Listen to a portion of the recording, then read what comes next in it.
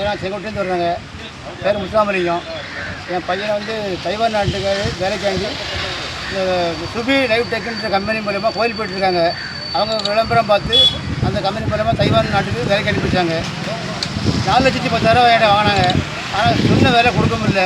தக்காளி பேக்கிங்கிட்ட வேலை கொண்டு போய் ஏமாற்றிட்டாங்க என் பையனை.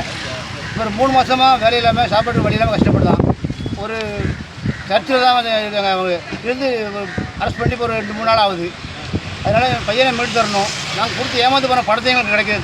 பழிச்சேன் ஐயா, நடவடிக்கை எடுங்க ஐயா. எதனால் அரெஸ்ட் பண்ணியிருக்காங்க? நம்ம அங்கே உள்ள பாஸ்போர்ட்டில் அங்கே பர்மிட் இல்லைன்னு சொல்லி அரெஸ்ட் பண்ணிட்டாங்க. உங்கள் பையன் பேசுனாங்களா? பையன் பேசுனாப்புல. ஜெயிலுக்கு போகிறதுக்கு முன்னாடி ஃபோன் பண்ண சொன்னாங்க. அப்புறம் ஃபோனே வரல. இப்போ ஒரு வாரமாக அவங்க ஜெயிலில் போகணும். 3 மாதமாக வேலை தராமல் இது பண்ணிட்டாங்க. 4,10,000 வாங்கிட்டு எங்களை ஏமாற்றிட்டாங்க ஐயா.